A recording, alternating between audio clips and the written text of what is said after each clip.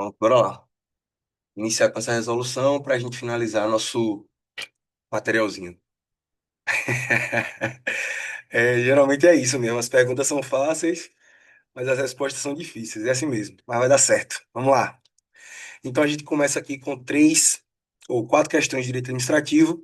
Lembrando que a gente já está no nosso terceiro encontro, né? São quatro. O próximo, dia 25 de janeiro, e a gente encerra esse primeiro mês, beleza? Bora lá. Quatro questõezinhas aqui, direito administrativo, que não estava tão difícil, mas também não estava tão fácil.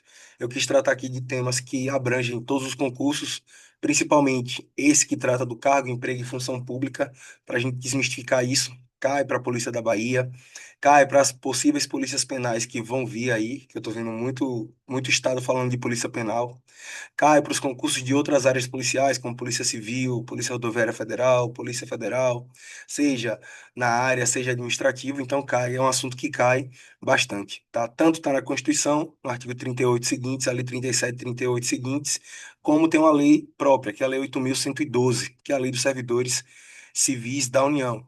E aí, se você vai fazer no concurso das polícias militares, você tem os estatutos próprios também, que trata ali por ser estatutário, né? No caso da Polícia da Bahia, é o 7.990. Pernambuco tem seu próprio estatuto, Alagoas tem seu próprio estatuto. Tranquilo? Bora lá. A respeito das características e peculiaridades relativas a cargo público, emprego público e função pública, tem-se que. Mas vocês podem continuar daquele mesmo padrão, viu? Eu vou lendo a questão e vocês já jogam um gabarito aí para saber se vocês estão assimilando o conteúdo, beleza? Bora lá. Letra A. Os ocupantes de função pública não detêm vínculo laboral com a administração, sendo terceiros que atuam em regime de colaboração sem remuneração.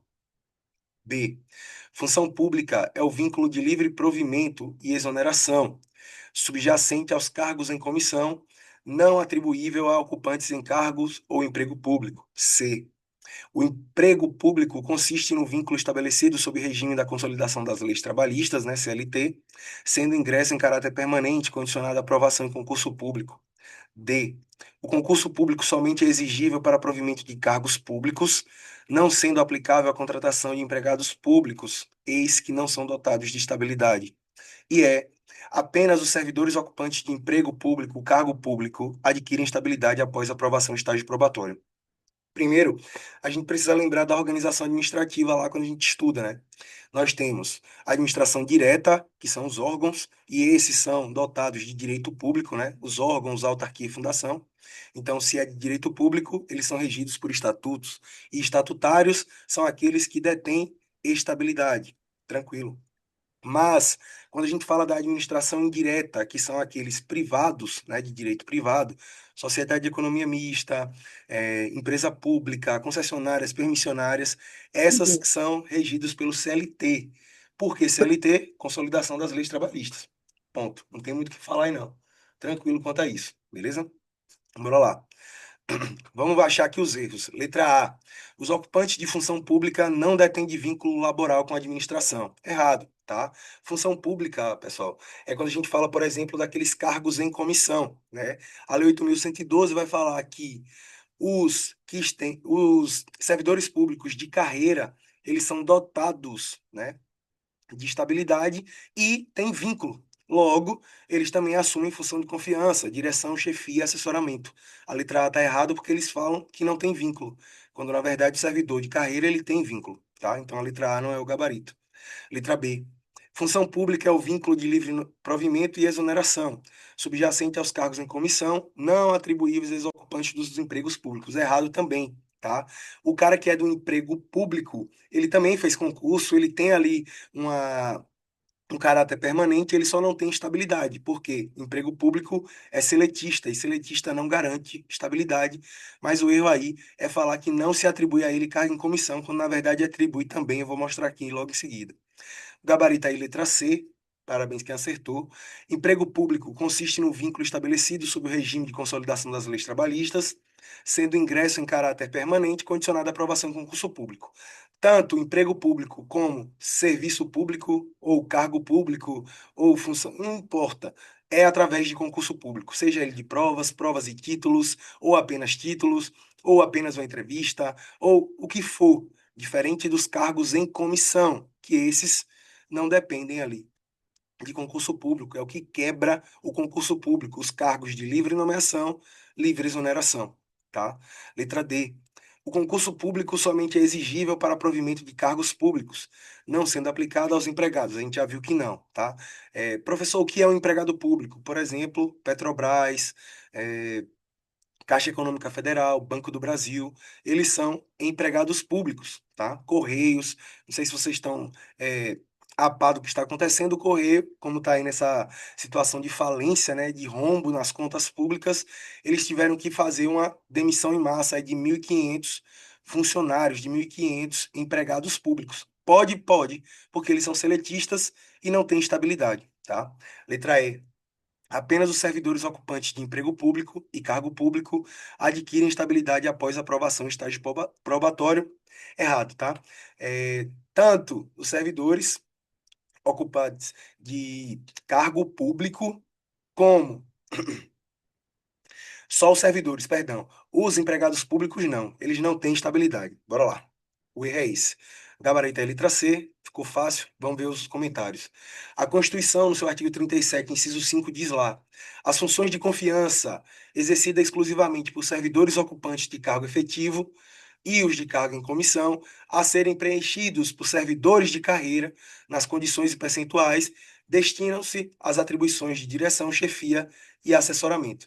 Tá? Primeiro ponto, vocês precisam gravar aqui. Deixa eu só mudar a cor aqui da caneta para ficar mais aqui, ó. Quando nós falarmos de cargo em comissão, de servidor público, pessoal, de servidor público de carreira, eles só podem assumir os cargos de direção, chefia e assessoramento. Quer ver um exemplo?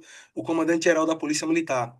Geralmente é um coronel, tá? Que já é um coronel de carreira. Ele já vem dentro da instituição e ele vai assumir ali o cargo público de livre nomeação, livre exoneração, que é o comandante-geral, tá? A função de comando, direção. Ele vai estar na direção ali, ou chefia, como queira entender. Já a função pública está aí. É uma atribuição, não é um vínculo, tá? Não é um vínculo. E se refere aos cargos em comissão ou função de confiança exercida por servidor efetivo, que são esses aqui, tá? Não sendo um vínculo, mas tem livre provimento para terceiros. Livre nomeação, livre exoneração. E aí eu trouxe aqui embaixo um exemplo, tá? Emprego público, como os da Petrobras e Correio, exige concurso para ingresso, mas é regido por CLT, não pela Lei 8.112, que é estatutário. Logo, a estabilidade é uma característica dos servidores estatutários, que têm cargo público, após o estágio probatório. E esse estágio probatório tem tempo de 3 anos, tá? Alguns cargos, a gente vai ver mais à frente que eu trouxe, tem tempo menor, tá? Os cargos de magistratura, o tempo é menor. A regra é que o estágio probatório dos cargos públicos são 3 anos, tá? Empregos públicos têm regras de CLT e não adquire estabilidade, exceto pela proteção contra a demissão arbitrária, mas não a do servidor público. Ou seja, o cara que é empregado público, ele pode ser demitido, por justa causa, pode, mas não por demissão arbitrária, igual um CLT qualquer, beleza? Segunda questão. Os atos administrativos possuem características e atributos que são próprios do regime de direito público. Nesse contexto, tem-se que a imperatividade, tá? Aqui a gente vai estar falando do PAT, né? A regra seria o PAT. O que é o PAT? Presunção, auto-executoriedade, tipicidade e imperatividade, que é os atributos dos atos. Porém, a banca também trouxe outros elementos aqui, como a letra A, por exemplo, está falando da discricionariedade, tá? Então a gente deveria achar aí apenas o que se encaixa na imperatividade. Vamos falar do PAT para a gente achar aqui o que é imperatividade. A presunção, ela se divide em duas. Ela pode ser presunção de legitimidade ou presunção de veracidade. Se for de legitimidade, ela está ligada à lei. Presumem-se que todos os atos praticados pelo agente público estão de acordo com a lei. Isso é presunção de legitimidade. Se for presunção de veracidade, presumem-se que todos os atos baseados em fatos são verdadeiros, tá? Então, presunção de legitimidade, lei. Presunção de veracidade, fatos. Professor, um exemplo de presunção de veracidade. A gente, quando está trabalhando lá, eu digo, eu, né, policial militar, quando eu tô lá no trabalho e a gente não tem o material do etilômetro para fazer o bafômetro, perdão, o condutor apresenta-se em estado de embriaguez, a gente faz todo um procedimento com base em uma resolução do CONTRAN, que é um negócio chamado de termo de constatação. E o que é o termo de constatação? Sinais indicativos de embriaguez, perguntas que lá manda fazer, orientações que lá na resolução também manda fazer. Então, diante desses fatos, presumem-se que os fatos narrados pelo agente público, eu, são verdadeiros. Perceba, não foi uma lei, foi uma resolução que presumiu a veracidade dos meus atos. Então, a presunção é isso, tá? Auto-executoriedade. O que é auto-executoriedade? Os atos da administração pública vão ser praticados sem precisar recorrer ao judiciário.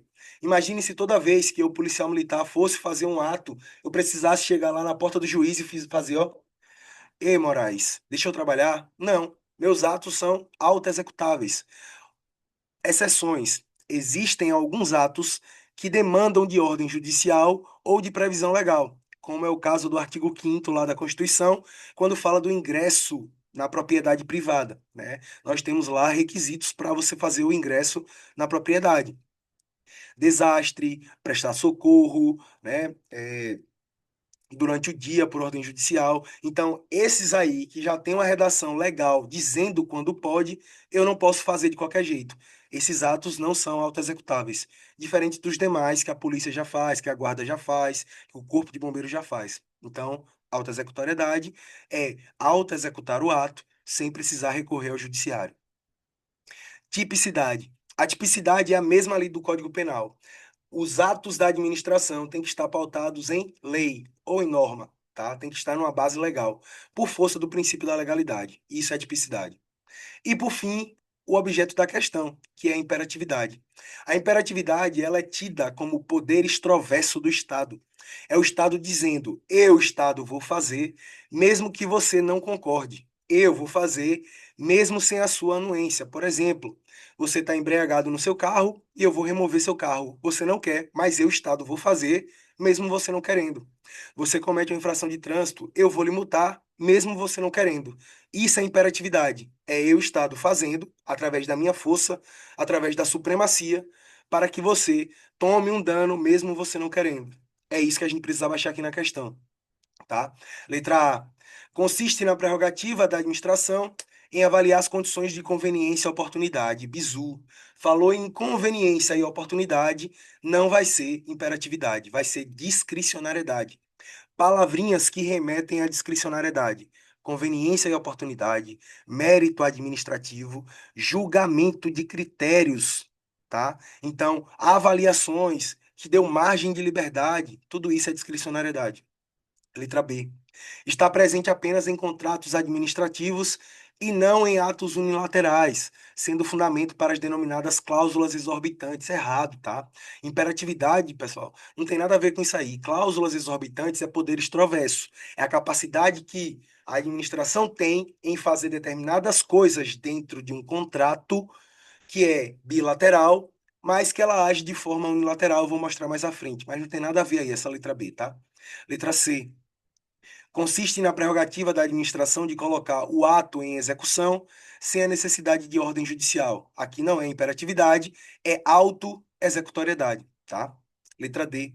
Está presente apenas em atos que sejam expressão do poder de polícia, os quais podem ser impostos com medida de restrição para a proteção da coletividade. Não, tá? A imperatividade ela também está presente em atos que não são somente do poder de polícia. Então o erro é esse aí da letra D. Sobrou o gabarito aí, letra E.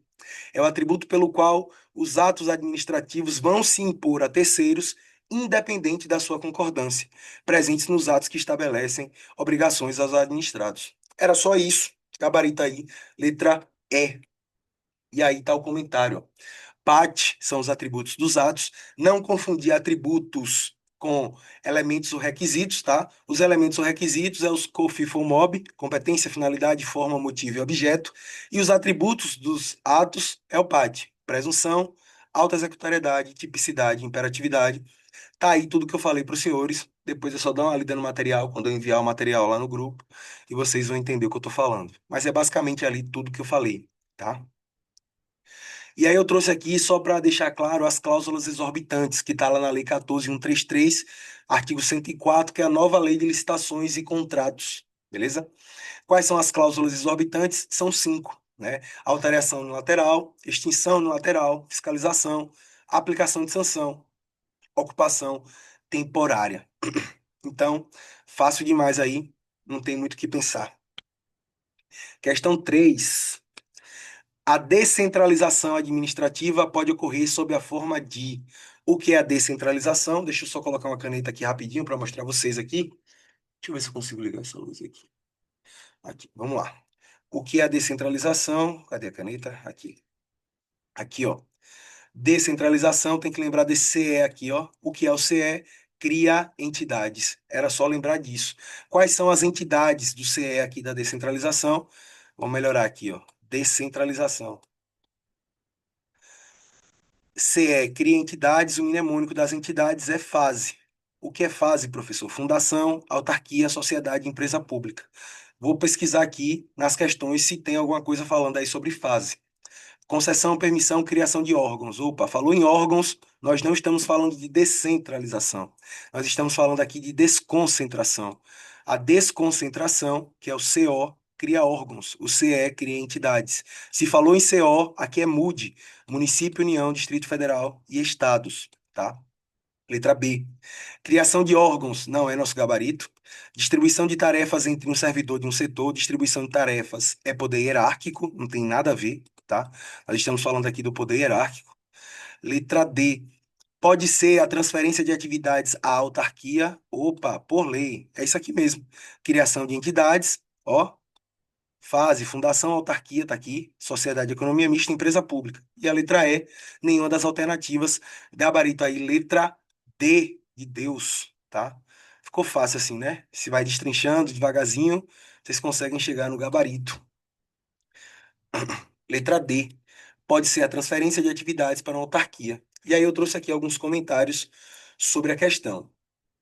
A descentralização administrativa, ela ocorre principalmente por outorga, são duas, outorga ou delegação, duas formas de descentralização. Se for por outorga, é através de lei, se for por delegação, é através de contrato, através de uma lei ali só temporária, dizendo assim, ó, você tem esse poder aqui por enquanto, depois você me devolve, tá? Pode ser por contrato, que é meio da licitação, a gente vai ver mais à frente. Bora lá. A descentralização por outorga geralmente é para autarquias e fundações, tá? Por outorga. Se for por delegação, que é a transferência da execução, vai para as concessões ou permissões e não envolve criação de órgão interno, que é a desconcentração. Falou em descentralização, nós estamos falando da administração direta, que cria uma nova pessoa jurídica, tá? Descentralização, cria entidade. Essa entidade é uma nova pessoa jurídica que vai estar dentro ali da fase, fundação, autarquia, sociedade, empresa pública. Se for outorga, fase. Se for delegação, concessão, permissão. Tranquilo? Vamos lá. Olha o que diz a Lei 8.987, artigo 2, que é a Lei das Concessionárias e Permissionárias. Que a concessão do serviço público pode ser através de delegação, tá? Que é mediante licitação na modalidade concorrência ou diálogo competitivo. Aqui nós estamos falando de uma transferência de execução temporária de um serviço. Isso acontece muito nos pedágios, tá? Quem já passou por um pedágio aí nas rodovias do Brasil, andando aí, viajando, quando você passa por um pedágio, geralmente é uma concessão do serviço público. O que é a concessão?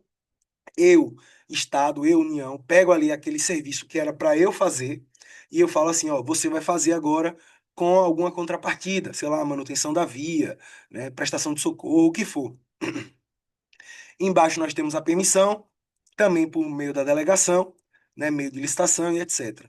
E logo embaixo está aqui, ó, artigo 3º, a concessão e permissão serão sujeitas à fiscalização pelo poder concedente responsável da delegação, com a cooperação dos usuários, simples demais, tá? Eu aumentei o nível das questões de administrativo para vocês entenderem que quando o administrativo quer ser chato, eles conseguem, tá? Vamos lá. Eu acho que aqui é a última das quatro. A atividade da administração pública atualmente sofre uma constante influência do fenômeno da agencificação, com proliferação e atuação das agências reguladoras nos mais diversos setores. Assim, sobre a administração pública e as agências reguladoras, assinale a afirmativa correta. O que são agências reguladoras, pessoal? Só para a gente deixar claro. As agências reguladoras são autarquias em regimes especiais, tá?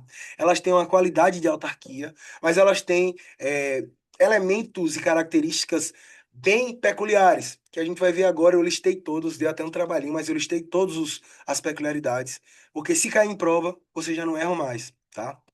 O gabarito aqui dessa questão, alguém tentou responder essa questão? Quer arriscar e jogar no comentário? Quem recebeu esse material antes, né? Deixa eu ver, Marcelo. A natureza especial conferida antes, aspectos pela ausência. Boa, muito bom. O gabarito aí da questão letra D mesmo, tá? De Deus. A letra A tá errado porque as agências reguladoras são órgãos federais, não sendo possível criar essa estrutura nas esferas estaduais e municipais, errado, tá? Pode ser criado também na esfera estadual ou municipal, tá errado. Por exemplo, para quem não sabe, ou quem é aqui da região do Vale do São Francisco, a FACAP, que é uma faculdade que tem em Petrolina, aqui próximo da gente aqui, é uma autarquia municipal, tá? Só para vocês terem ideia que é possível a criação de autarquias no âmbito também municipal. Se a agência reguladora é uma autarquia, então é possível criar uma agência reguladora, beleza? B. As agências reguladoras são pessoas de direito privado. Errado, são pessoas de direito público, porque autarquia é regime jurídico de direito público, tá? Autarquia e fundação, direito público, sociedade de economia mista, empresa pública de direito privado. A fundação ela também pode estar no direito privado a depender da sua criação. C.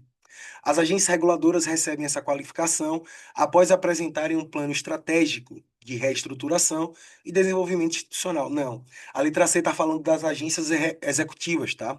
A agência reguladora é criada por lei, a agência executiva recebe a qualidade. Ela já está criada, ela só vai ser qualificada em agência executiva, é o que está falando da letra C. Por isso que o gabarito aí foi letra D, beleza? Eu destaquei ali a letra B, porque muitas pessoas, lá na hora que eu fui ver as questões, marcaram a letra B. O único erro da letra B, e vocês precisam ficar ligados nisso, é que a pessoa jurídica de direito público, tá? A agência reguladora, por ser uma autarquia, é pessoa jurídica de direito público. Bora lá. E aí aqui eu trouxe aqui tudo que fala sobre as agências reguladoras. É uma entidade da administração indireta, em regra, autarquia em regime especial, com a função de regular a matéria a que se insere da sua esfera de competência. Existe uma lei própria, tá? Um estatuto próprio das agências reguladoras. E aí vem, ó, sua criação tem que ser obrigatoriamente por lei, né? É uma autarquia sobre regime especial, pessoa jurídica de direito público, tem regulação e poder de polícia, possui autonomia decisória, administrativa e financeira, ela é dirigida por um colegiado que, escolhido pelo presidente da República, né? Eles vão ficar nomeados, na verdade, 5 anos e eles não podem ser exonerados, tá? É uma exceção à livre nomeação e livre exoneração. Escolheu, você não pode exonerar durante aqueles 5 anos, tá? Não se submetem à hierarquia porque é um órgão controlador e órgão controlador não se submete à hierarquia. É vinculada, ou seja, não tem subordinação, ausência de controle finalístico e tutela. O que é controle finalístico e tutela? A mesma coisa, subordinação. Existe supervisão ministerial. O que é isso, supervisão ministerial? Em que pese não haja esse controle finalístico, a supervisão ministerial é uma forma de dizer bem assim, deixa eu ver se a agência reguladora está fazendo o papel dela conforme a lei. Isso é a supervisão, o ministério observando se eles estão fazendo da maneira correta. Princípio da razoabilidade e proporcionalidade se aplica à agência reguladora, tá? Decisões dotadas de motivação, que é a fundamentação. Dirigente com estabilidade, a depender da aprovação legislativa prévia. Os bens das agências reguladoras são impenhoráveis, ou seja, não são passíveis de penhora. E oxe, o concurso público para provimento de cargos autorizados para a lei do seu quadro. Então, também há como entrar através de concurso público. Professor, me dá um exemplo aí de agência reguladora. Anael, Agência Nacional eh, de Eletricidade, Anatel de Telecomunicações, ANAP de Petróleo e Gás. Então tem vários aí que você pode imaginar aí que tem. Agora a gente chegou aqui, o que é novo para a gente hoje, né? Eu acrescentei as duas questões de processo, só para a gente deixar mais amarrado, né, o direito penal, para ficar um negócio mais interessante. Quinta questão. Alberto efetuou disparos de arma de fogo contra Bruno, mas não o acertou. Todavia, em razão do susto, a vítima teve um colapso nervoso e morreu. Nessa situação hipotética, a causa da morte de Bruno é. E aí eu quero que vocês respondam essa daí. Joguem aí.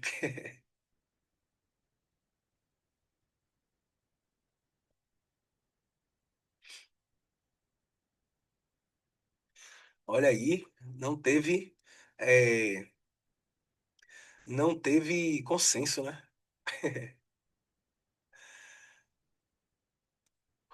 Vamos lá, pessoal.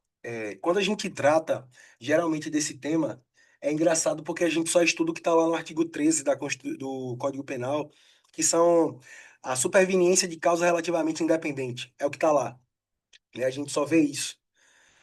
Nos cursinhos, nas aulas online, a gente só vê isso. Só que existem três situações: a concausa absoluta, a concausa relativa e a concausa independente, superveniente, perdão. A gente vai ver as três aqui. É a mesma coisa de dizer de concomitante, tá? Com causa. O gabarito da questão, para quem marcou, letra C, concomitante e relativamente independente, tá? Por que concomitante e relativamente independente?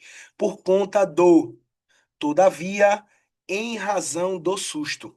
A causa só aconteceu porque eu efetuei o disparo, o cara se assustou e teve o colapso nervoso. Ele morreu em decorrência do susto provocado pelo meu disparo. Vamos ver lá? Aí, ó. Em razão do susto, ou seja, sem os disparos, a vítima não teria se assustado e não teria morrido, de forma que o resultado da morte deveria ser imputado ao agente. E aí nós temos as três causas que a doutrina trata: a concausa absolutamente independente, a relativamente independente e a superveniente relativamente independente, tá? Superveniente é fato futuro, tranquilo? A primeira, absolutamente independente. A conduta do agente não tem relação com o resultado, ou seja, eu fiz uma coisa, o resultado foi outro que não tem nada a ver com a minha causa, absolutamente independente, eu não respondo por nada, tá? Com causa relativamente independente, a conduta do agente foi direta para o resultado. É a questão, por isso que foi letra C. E a terceira, com causa superveniente e relativamente independente. A conduta do agente não foi a causa, mas está conexa com ela. Exemplo mais comum aí que as aulas dão, a doutrina dá, é que, imagine, eu atiro na perna de um cara, a ambulância vem, pega ele, leva ele para o hospital, no meio do caminho a ambulância capota, o cara morre em decorrência do acidente de trânsito. É uma concausa superveniente, relativamente independente, porque o cara só está na ambulância porque eu atirei na perna dele. A conduta da morte não é meu resultado, mas a lesão, caso ele tivesse sobrevivido, era o meu resultado, tá? Por isso que é uma concausa superveniente. E o gabarito a gente já viu, por isso que a gente só estuda. Absolutamente independente. Bora lá, Marcelo. Imagine que eu dou um tiro para cima, eu dou um tiro para cima, eu queria acertar um desafeto, só que eu não acerto, eu dou um tiro para cima. Ele saiu correndo. Passou um dia, né? Ele com medo ainda, com medo de mim, mas eu não tô mais lá. Ele tá andando na rua, olha para trás achando que sou eu e é atropelado. Eu tava lá? Não. A conduta não tem nada a ver com o resultado. Eu não fiz nada mais, eu não tava mais lá, ele só tava com medo de mim. Não tem como ele dizer que a culpa foi minha. Alguém chegar e dizer bem assim, a culpa foi fulano que ameaçou ele. Não, eu já não tinha feito mais nada. Eu não estava lá. É absolutamente independente. Ele morreu porque ele tinha que morrer mesmo. A morte estava atrás dele ali. Ele foi atropelado, tá? É só isso. Vamos lá. CP, relação de causalidade, ela vai falar o seguinte: o resultado que depende da existência do crime somente é imputável a quem lhe deu causa, considerando-se causa ou omissão, sem a qual o resultado não teria ocorrido, tá? Aqui é a famosa relação de causalidade.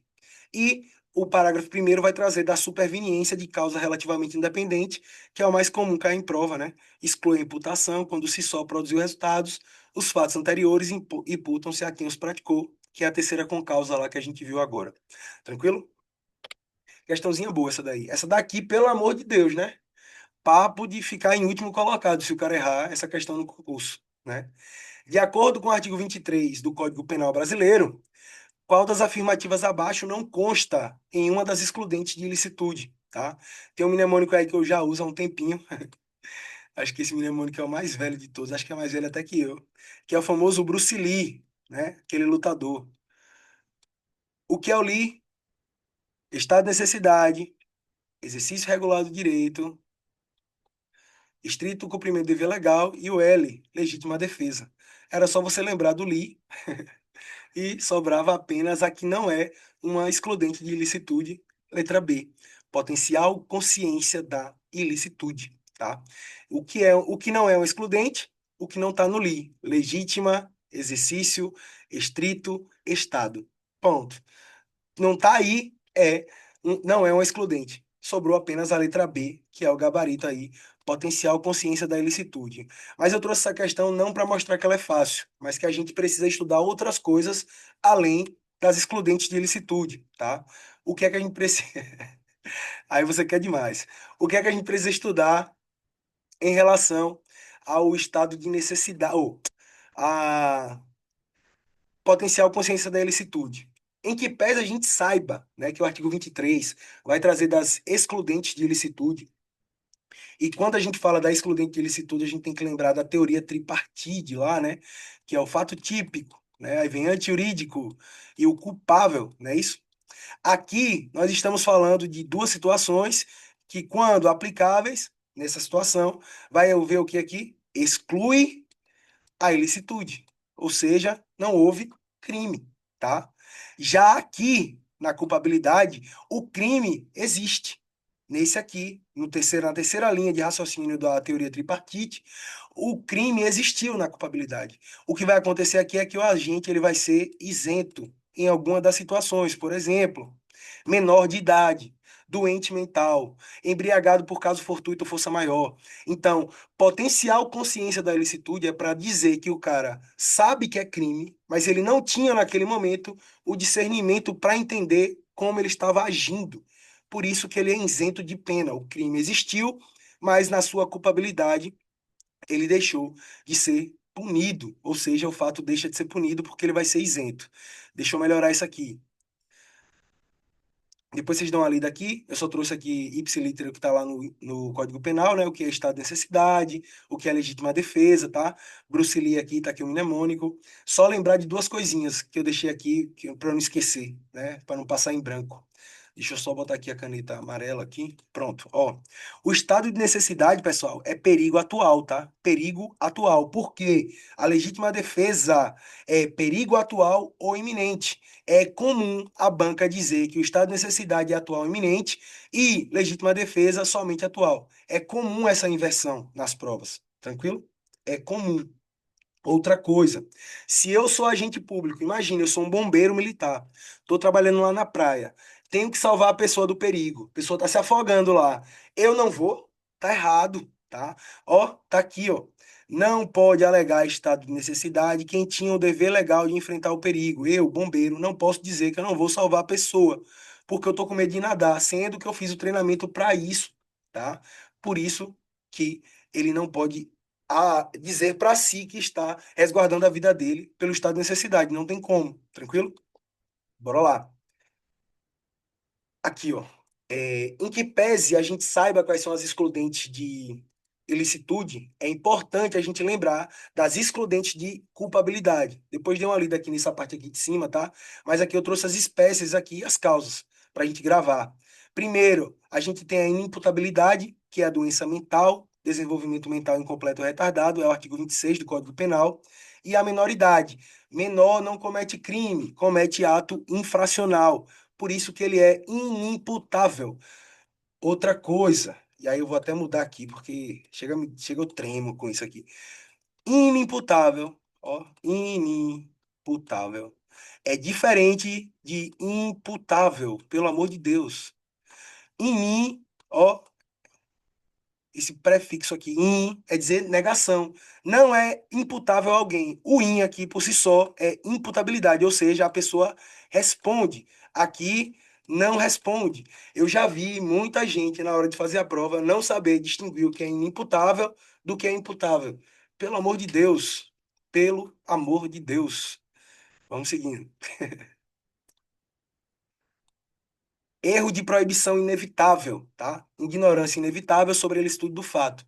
Exemplo, o cara vem de lá da. O exemplo mais comum, o cara vem de lá da Holanda, né? Que é permitido o uso da maconha recreativa. E aí ele tá fumando lá no Rio de Janeiro, ele é preso e fala, não, porque lá no meu país, pô, é liberado. Erro de proibição inevitável. O cara não sabia, ele não é obrigado a saber a lei brasileira, tá? Ele vai ser isento também. Coação irresistível. Ser forçado a agir contra a vontade. A coação irresistível ela atua em duas situações, e aqui eu vou destacar porque ela muda duas situações lá da teoria tripartite. A coação irresistível, ela pode ser moral ou ela pode ser física, tá? Se a coação for moral, ela está mexendo na coação irresistível da culpabilidade. Se ela for física, ela está mexendo aqui no fato típico. Então, a moral, ela exclui a culpabilidade, ou seja, a terceira linha lá do da teoria. E se for física, ela exclui a primeira. Cuidado. Aqui não há crime. Aqui tem crime, mas aqui vai ser isento. Ó, e aqui o crime vai ser excluído, vai ser fato atípico. O que é isso, professor? Por quê? Imagina a situação. O que é uma coação física? Imagine que aqueles jogos, né, jogos mortais, o cara amarra a mão do cara, tudo, deixa tudo certinho pro cara qualquer movimento errado do outro lá, o cara puxar o gatilho e matar. O cara quer matar? Não. Ele não tem dolo. Se ele não tem dolo que está dentro do fato típico, deixa de ser crime, tá? Ele não quis agir. Se ele não quis agir, não tinha dolo, não tinha culpa, exclui o crime. Por isso que a coação física, ela tá na primeira linha.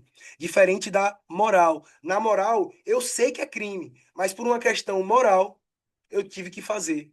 Potencial consciência da ilicitude, tá? Por isso que é culpabilidade. Cuidado que a doutrina fala sobre isso aí e as bancas podem querer cobrar, beleza? Vamos lá. Obediência hierárquica, mesma coisa, né? Cumprir ordem não manifestamente ilegal, né? Você tira a culpabilidade. A ordem, se é ilegal, fica responsável o autor da ordem. Embriaguez completa acidental, proveniente de caso fortuito ou força maior, também exclui a culpabilidade. Observação aqui para uma palavrinha aqui na embriaguez, tá? Se a embriaguez ela for pré-ordenada, alguém arrisca aí falar o que é uma embriaguez? Perdão pela letra. O que é pré-ordenada? Já falei isso em algumas vezes. Alguém arrisca saber o que é uma embriaguez pré-ordenada? Ela é uma causa, inclusive, de aumento de pena, tá? A embriaguez pré-ordenada. Vamos lá, para não demorar muito. A embriaguez Eu acho que é pré-ordenada. aquela que. Tô ouvindo. Ah, pode falar, professor. Tô ouvindo, fale, eu gosto. Eu acho que é aquela que você bebe para poder cometer o crime. Pra Exatamente. criar coragem. O cara tomou um corno, né? Foi corno. Meu Deus, tô lá. Meu Deus, que merda, minha vida é uma merda, vou matar todo mundo. Só que ele não tem coragem. Aí ele fala: vou beber. Como uma água e vai matar o povo. Eu bebi para criar coragem para praticar o crime. Mesmo eu não tendo potencial consciência da minha ilicitude antes, eu já pensei, ou seja, eu cogitei na cogitação, preparei, executei. Logo, a embriaguez pré-ordenada, ela é uma causa de aumento de pena. Ela não é causa de exclusão da culpabilidade, beleza? Se cair aí, vocês já sabem disso aí. Embriaguez pré-ordenada. Bebi porque eu fui corno para criar coragem para matar o povo. Sétima questão. Quanto às excludentes de antijuricidade, assinale as afirmativas a seguir. Vou dar um tempo aí para vocês lerem, um minutinho, dois, e aí vocês dizem aí quais as assertivas estão certas aí. Para quem já respondeu, já pode mandar o gabarito, né? Que eu já mandei no grupo lá na sexta.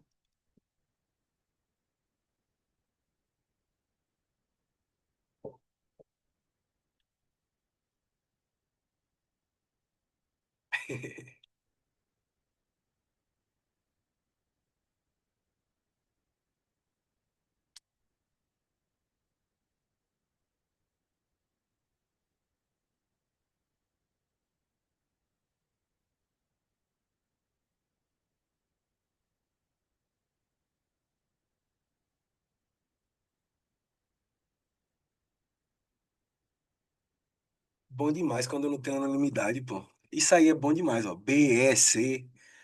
Ah, falta alguém mandar A e D aí.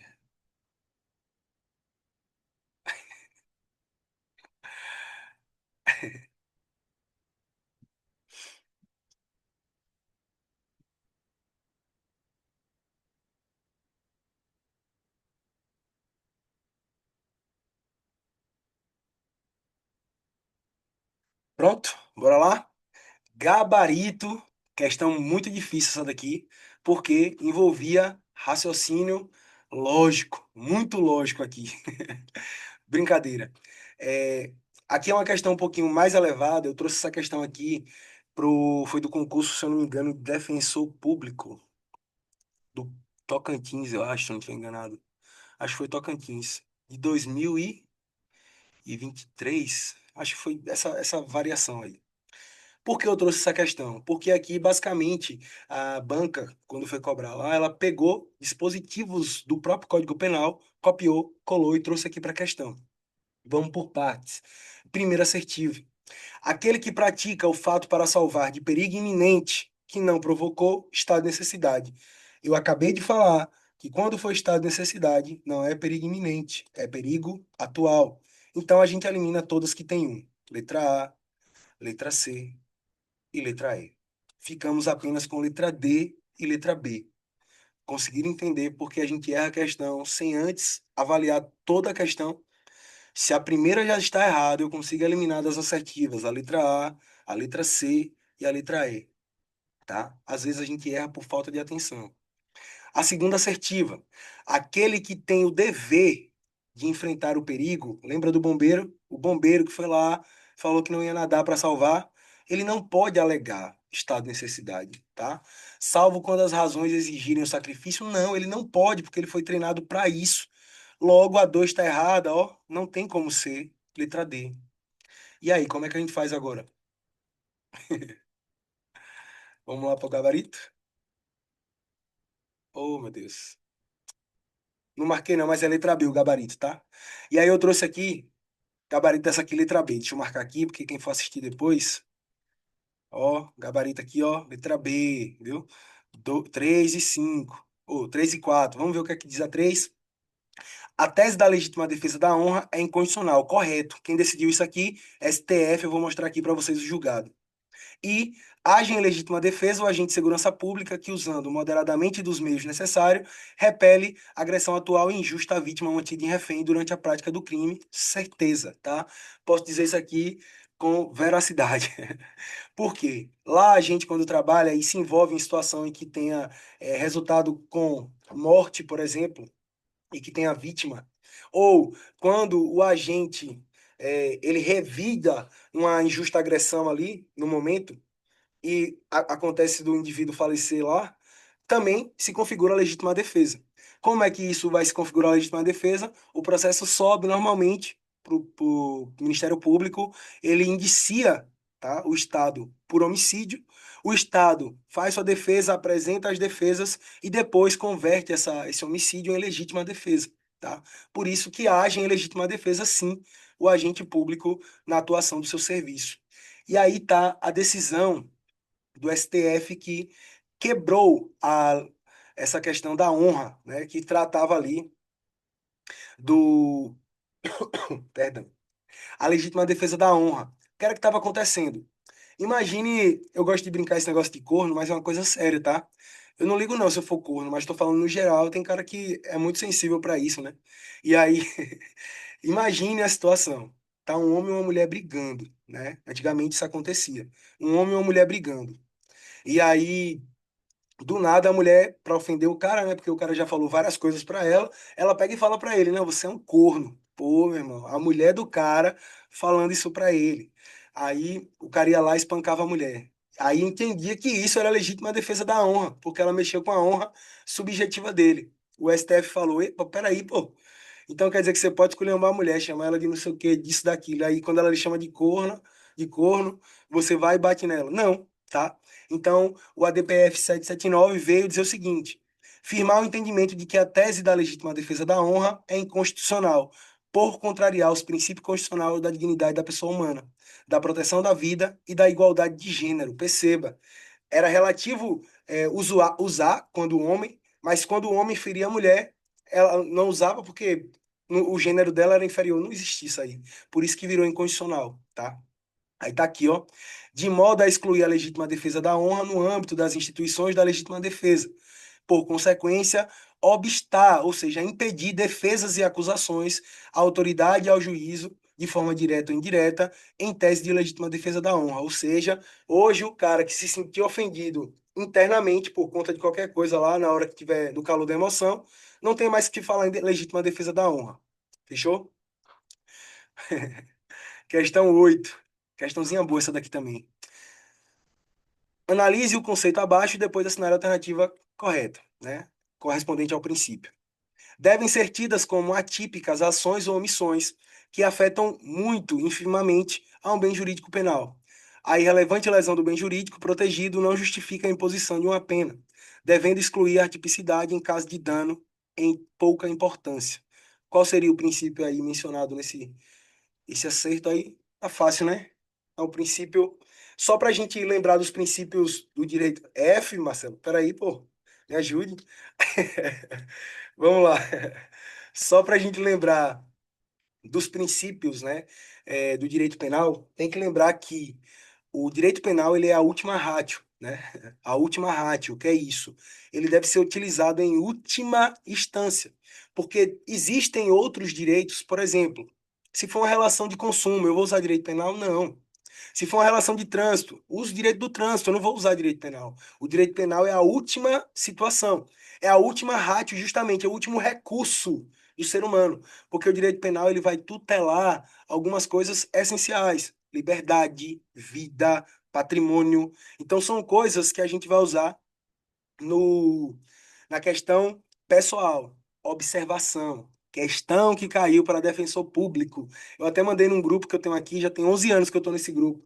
E a gente fica mandando questões que são muito exageradas assim para o nosso entendimento. Só que a questão perguntou o seguinte, e eu vou fazer essa pergunta para vocês. Quando for crime falimentar, pessoal, crime falimentar, aplica-se o princípio da insignificância? E aí, o que é que vocês marcariam?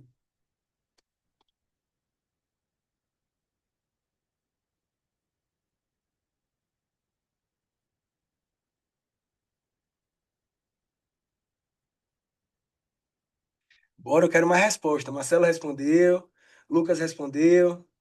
Bora, Kézia.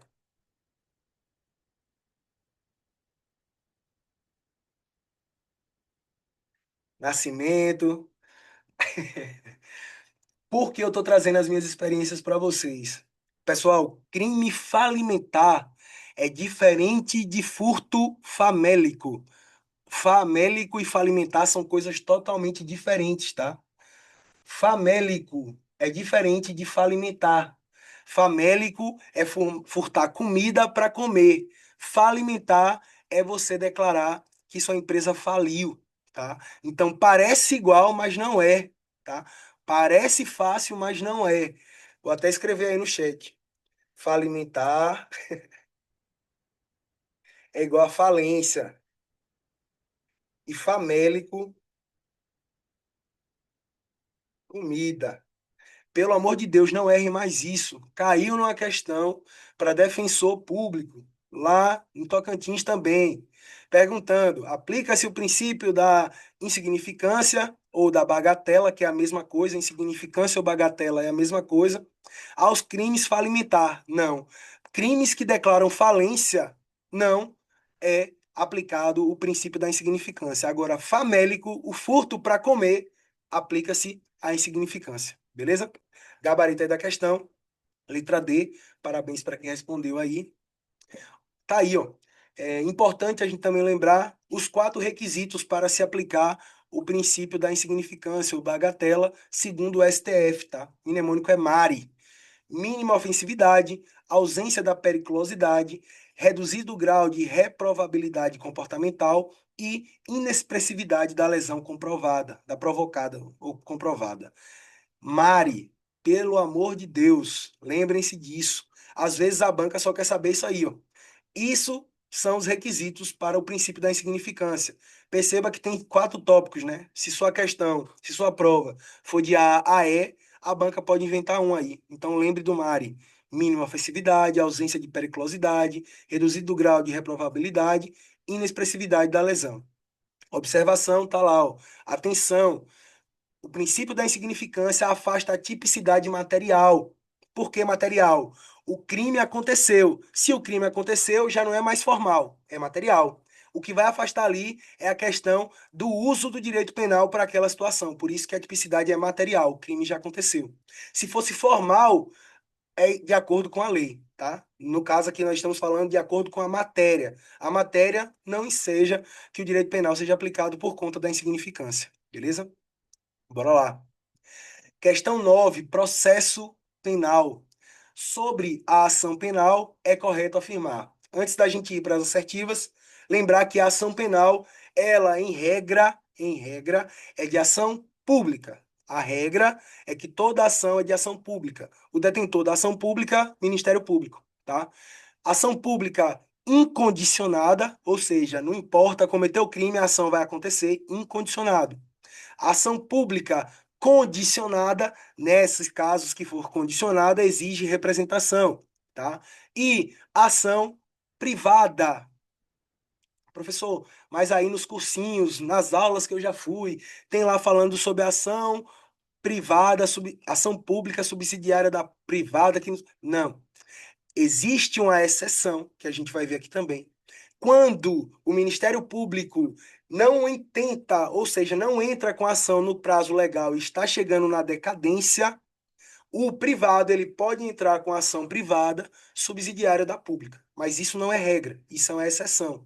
As três que nós temos: ação pública condicionada, incondicionada e ação privada que vem da queixa-crime, tá? Vocês marcaram qual aí nessa questão aí? Sobre ação penal, é correto afirmar que...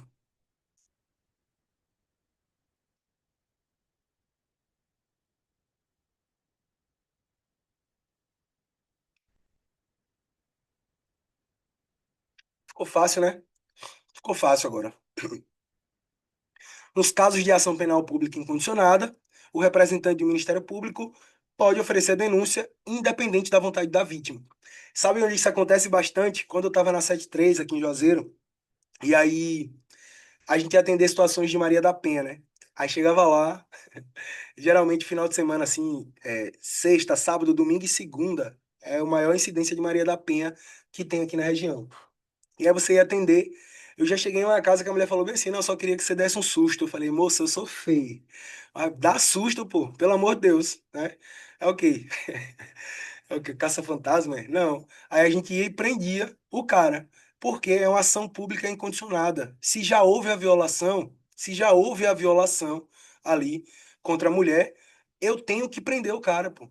E a gente sabe que a violência contra a mulher tem as formas, né? Psicológica, patrimonial, física, sexual. Então, não importa como foi. É ela que vai ter que decidir lá, junto com ele, com o delegado e etc., lá na Polícia Civil. A minha função, segundo a lei, é prender, porque ação pública incondicionada. Eu não posso mais pensar. Inclusive hoje, eu vou reforçar, não existe no âmbito da violência doméstica nenhum crime de ação pública condicionada. Todos, todos os crimes no âmbito da violência doméstica são de ação pública incondicionada. Todos, tá? Beleza. Vamos lá para a assertiva, a gente já marcou aí, letra B, parabéns. E aí eu trouxe aqui por tópicos, né, para a gente matar aqui a questão. A letra A falava o seguinte: a queixa-crime e a representação devem ser apresentadas no prazo prescricional de 1 ano. Não, tá? Tá erradíssimo. O prazo da representação e da queixa-crime é de 6 meses. Então, o período ali para que o Ministério Público tenha para intentar com a ação, 6 meses. Beleza? A letra B está correta, e aí eu trouxe as espécies de ação. Ação incondicionada, sem depender da vítima. Ação condicionada, depende da representação ou requisição da vítima. Ação subsidiária da pública, sendo uma exceção da privada, surge quando o Ministério Público falha em agir, permitindo que a ofendida ou ofendido tome a iniciativa, tá? E ação privada, por via da queixa-crime, nos crimes contra a honra, tá? Injúria, calúnia, difamação. Beleza? Letra C. Na ação privada, a queixa-crime é de iniciativa do ofendido, não do promotor. Vamos ver o que é que a letra C trouxe lá. No caso de ação penal privada, a parte poderá optar pelo oferecimento da queixa-crime por advogado contratado ou a denúncia do promotor. Não. Se é privada, quem tem que entrar é o ofendido, não o Ministério Público, tá? D. A representação, embora seja condição, pode ser retratada até o recebimento da denúncia pelo juiz, momento em que se torna irretratável. E aí falava o que lá? A representação é sempre irretratável. Está errada. A representação é retratável até o recebimento da denúncia. Representação, recebimento. R, R. Representação, recebimento. R, R. Não erra mais, tá? Então, representação, retratação, recebimento. R, R. Não esquece, tá? Letra E. O indiciamento não obriga o Ministério Público.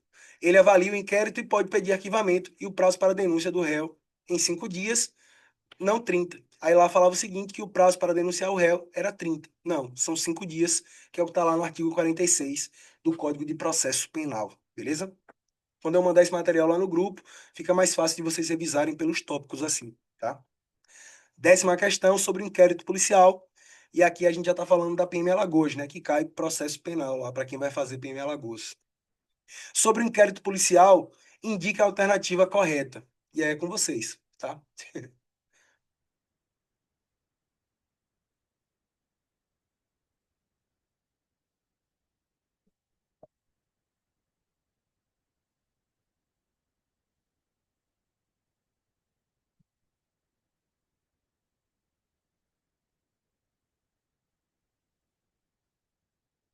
Mais alguém? Já posso?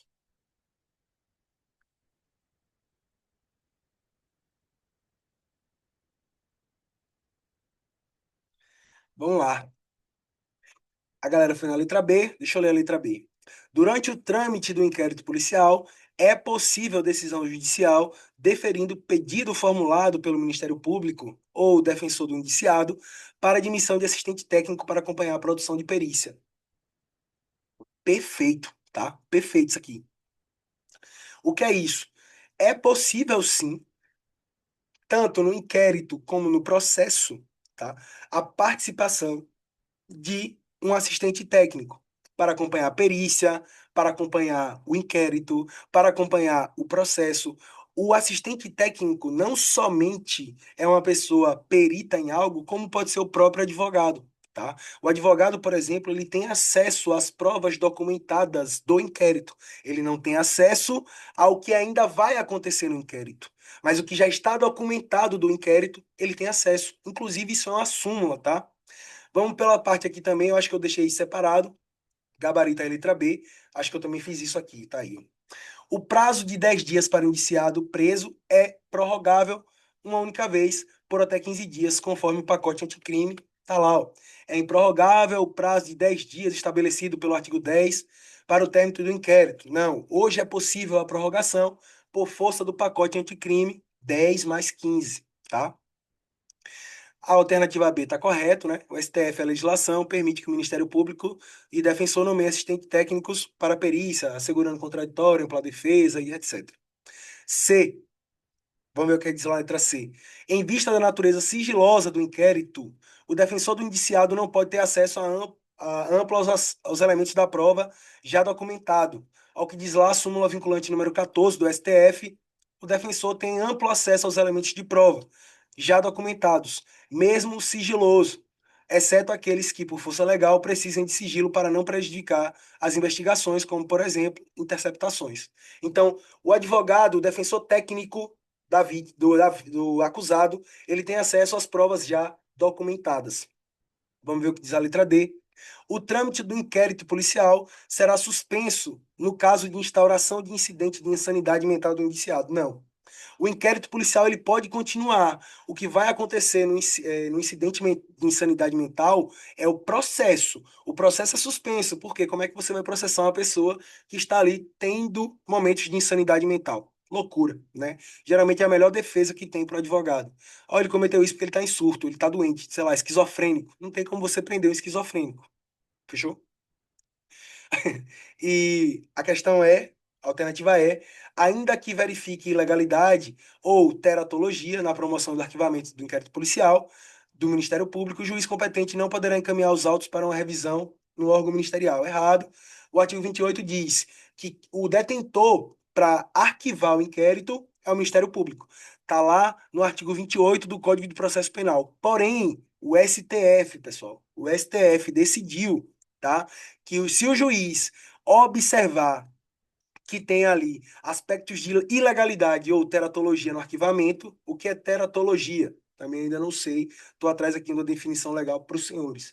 Teratologia é como se fossem interesses, tá? Interesses pessoais. Ele pode submeter a matéria da revisão da instância superior ministerial. O que é isso? A lei manda dizer que quem manda arquivar o inquérito é o MP. Beleza. Mas se o juiz decidir ou visualizar que tem ilegalidade ou interesses pessoais ali, ele vai mandar para um órgão de revisão, tá? De revisão. Por que isso? Para que não haja erro no processo. Tranquilo? Isso é a definição do STF. Chegamos nas questões mais fáceis aqui do concurso. Direito constitucional, 4 questões. E aí, mais uma vez, eu vou deixar claro isso.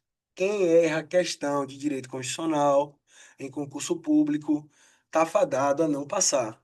Ah, professor, tá muito duro o que o senhor tá falando. É a verdade, tá? A verdade, ela dói mesmo. Não é a verdade para ficar, bebezinho de mamãe, não. Direito constitucional é uma matéria ali para quando você não tiver com aquela preguiça ali deitado, rolando o celular na cama, abre a Constituição, bota a Constituição em áudio, vai ver qualquer coisa. Por quê? É disciplina que quem já estuda há um bom tempo tem de cós salteado, pô.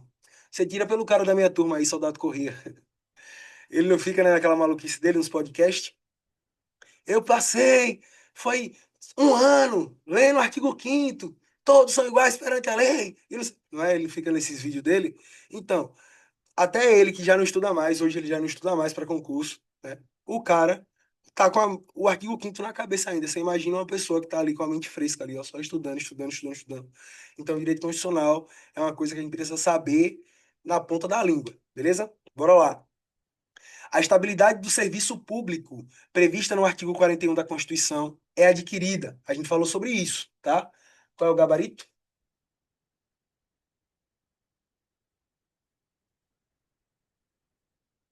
Ótimo. Ótimo, ótimo, ótimo, tá? Após 3 anos de efetivo exercício, mediante avaliação especial de desempenho. Ótimo, tá? Esse é o padrão. Só uma observação que a Lei 8.112, para quem for estudar a Lei 8.112 ou se deparar com ela em algum momento, lá vai falar que o período para a estabilidade são 2 anos. Lá está errado, tá? Porque uma lei, deixa eu até desenhar aqui para a gente ficar, ó, acho que nos cursinhos da vida aí vocês já viram isso aqui. Para quem já tem aula comigo presencial, sabe o que eu estou falando aqui. Pirâmide de Kelsen. Aqui você tem a hierarquia das normas, né?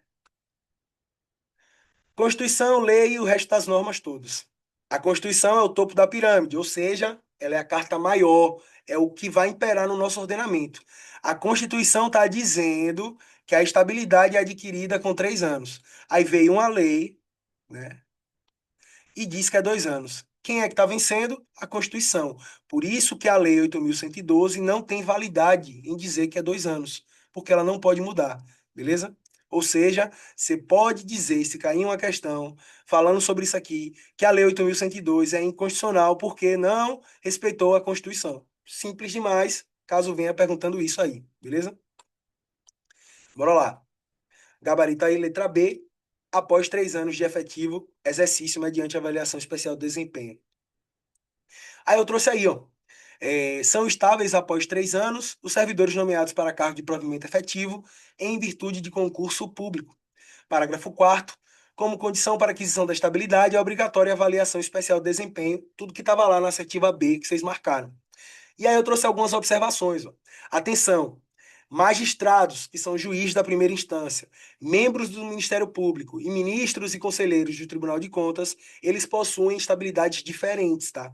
E eles nem chamam de estabilidade, eles chamam de vitaliciedade, que é a mesma coisa da estabilidade. A diferença é que aqui, a nossa estabilidade como agente público, essa daqui é só porque a gente, para ser demitido, a gente vai ter que responder um PAD, né? E aí a gente pode ser demitido pela via administrativa e também a gente pode ser demitido pela via judicial. Aqui não. Aqui eles adquirem a vitaliciedade após 2 anos. Os promotores também após 2 anos, a vitaliciedade. E os conselheiros é imediato, tá? A vitaliciedade. Qual é a diferença? Porque aqui, esses aqui, só podem ser demitidos por via judicial, se cometer um crime, tá? A diferença é essa. 2 anos, juízes, 2 anos, membros do Ministério Público, promotores e procuradores, e ministros e conselheiros do Tribunal de Contas é imediato, beleza? Tá aí embaixo aí, eu deixei até em amarelo, é antiburro, tá? Só dá uma lida aí, ó, na hora que eu mandar o material lá no grupo. Vitaliciedade e estabilidade. É mais rígida que a estabilidade comum, pois o cargo só é pedido de sentença judicial transitada em julgado. Tá aqui, ó. Vitaliciedade e estabilidade, a diferença é só essa, beleza? Questão 12. De acordo com a Constituição Federal, a perda ou suspensão dos direitos políticos somente ocorrerá nas hipóteses expressamente previstas. Considerando essas disposições, assinale a alternativa correta. Fácil demais. Perda ou suspensão dos direitos políticos.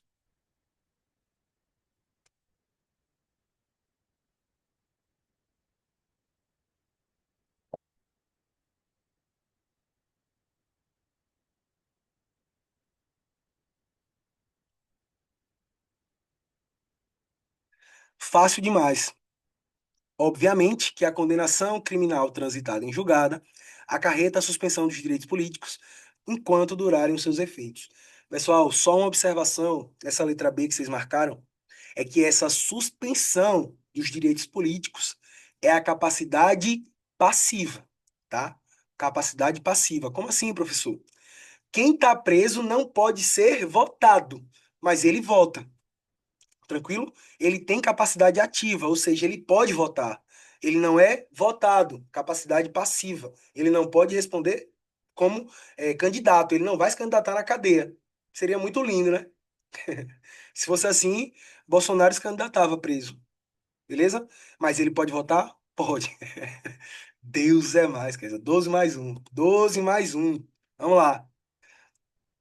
Letra A. A cassação de direitos políticos é admitida como sanção. Não existe cassação. É vedado cassação. É vedada a cassação dos direitos políticos. Letra B, nosso gabarito, a gente já viu. Letra C. A suspensão dos direitos políticos ocorre automaticamente com a instauração do processo administrativo independente de decisão. Não, tá? Aqui, por exemplo, seria um caso da improbidade administrativa, né? Tanto é que quem comete atos de improbidade vai para Paris. Eu acho que eu coloquei o mnemônico aqui, a gente vai ver direitinho ele. E a incapacidade civil relativa é causa suficiente? Não. A Constituição só fala da incapacidade civil absoluta, beleza? Não é o gabarito. Tá aí, ó. Artigo 15 da Constituição. É vedada a cassação de direitos políticos, cuja perda ou suspensão só se dará nos casos de, aí vem, cancelamento da naturalização, ou seja, perda. Cancelou a naturalização, perdeu, tá, os direitos políticos. Professor, como assim? Imagine que o cara tem mais de 15 anos no país, pediu a naturalização, ele pode votar? Pode, tá? Pode se candidatar a algum cargo eleitoral? Pode.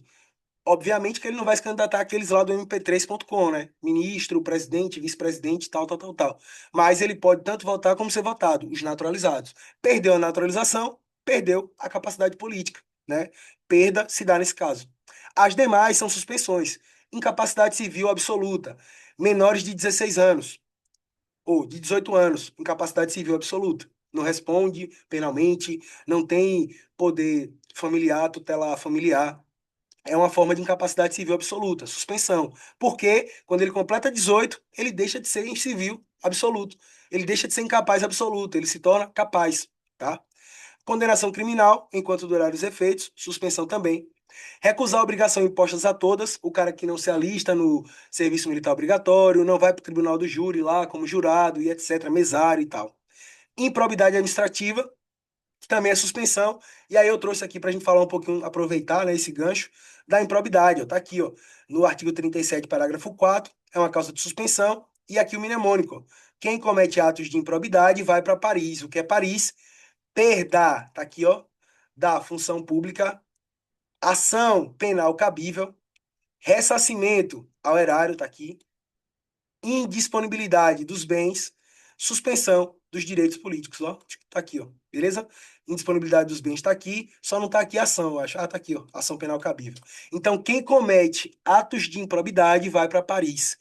Perda da função pública, ação penal cabível, ressarcimento ao erário, indisponibilidade dos bens, suspensão dos direitos políticos, tá? Já grave isso aí, porque também cai isso aí. E são 5 letrinhas, né? A, B, C, D, E. Já vai pensando dessa forma aí quando vai estudar. E por fim, eu trouxe aqui só um exemplo do Estatuto da Pessoa com Deficiência, que é a Lei 13.146, que diz o seguinte: pessoa com deficiência mental ou intelectual antes era absolutamente incapaz. Ó, antes era absolutamente incapaz. Ou seja, estava aqui, ó, na incapacidade civil absoluta, suspensão, beleza? Ó, agora são considerados relativamente incapazes, necessitando de curador para alguns atos da vida civil. Tanto é que a lei alterou. E aí eu trouxe aqui, ó, o artigo 76, parágrafo 1º diz: a pessoa com deficiência será assegurado o direito de votar e ser votado, inclusive por meio das seguintes ações. Tem lá no artigo 76. Ou seja, pessoas com deficiência têm capacidade ativa e capacidade passiva. Pode votar, pode ser votado. Ou seja, vai ter ali o sufrágio universal. Tranquilo? Se cair isso aí na prova, pelo amor de Deus, já não errem, porque vocês sabem agora, tá? Questão 13. 12 mais um. Vereador recém-eleito no multiverso da loucura procura a Procuradoria Municipal para saber se poderia continuar a exercer o cargo no INSS, juntamente ao cargo de vereador. O parecer emitido com base no que consta na Constituição diz: e aí, senhores?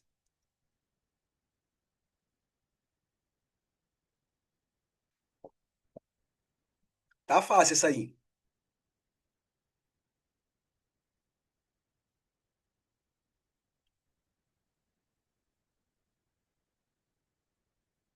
Foi porque eu falei que se errasse questão do constitucional, era para desistir de estudar. Aí a galera tá com medo de mandar.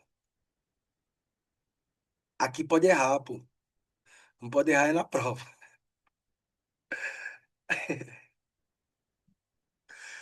Bora lá. A gente precisa gravar alguns pontos aqui, tá? Gabarito é isso aí mesmo, letra D. Havendo compatibilidade de horário, poderá exercer ambas as funções, podendo receber ambos os vencimentos. Quando se trata de vereador, beleza? Tratou de vereador, ele pode, havendo compatibilidade, receber as duas remunerações. Beleza. Só que aí, o artigo 38 da Constituição traz alguns detalhes que a gente precisa aqui listar. Ó, ao servidor público da administração direta, autárquica e fundacional, perceba que ele excluiu daqui sociedade e economia mista e empresa pública, então não se aplica essas duas aqui, tá? Porque se a banca coloca lá administração direta e indireta, vai estar errado. Porque se colocar só administração direta e indireta, está dizendo que essa daqui também, quando na verdade não. É direta, autarquia e fundação, somente. Não tem sociedade, não tem empresa pública, tá? Até porque autarquia e fundação são direito público, logo são o quê? Servidores. Essas duas aqui, como são CLT, são o quê? Empregados, beleza? Para não confundir. Então, quando se trata dessas situações, nós estamos diante de, tratando de mandado eletivo federal, estadual ou distrital, ele deve ser afastado do seu emprego, cargo ou função. Exemplo, deputado federal, presidente da República, senador, então ele vai se afastar, beleza? Inciso 2. Se for prefeito, será afastado do cargo, mas é facultado a ele escolher o salário dele de servidor ou salário de prefeito, o que for melhor. Imagine que ele é da AFT. A AFT, o salário bruto hoje, se eu não me engano, é 91 mil reais, né? Um concurso que existe aí, a AFT. Então, o cara ganha 91 mil reais, aí vai para a prefeitura pagar 40, eu prefiro ganhar o da AFT e ser prefeito, né? Tranquilo. 3. Investido no mandato de vereador, que é o gabarito, havendo compatibilidade de horas, perceberá as vantagens do seu cargo, emprego ou função, sem prejuízo da remuneração do cargo eletivo. E não havendo compatibilidade, será aplicada a norma do cargo anterior. Ele escolhe ou do serviço público ou de vereador. Então, cuidado com esses detalhes, que são os detalhes que pegam aí na prova, beleza? Vamos lá. Questão 14. Tá perto de acabar já. Calma, você aguenta. João é brasileiro nato e tem 17 anos. Joana, brasileira naturalizada e tem 22. Joaquim é paraguaio e tem 26. Considerando as disposições da Constituição Federal, assinale a alternativa correta. Fácil também, viu?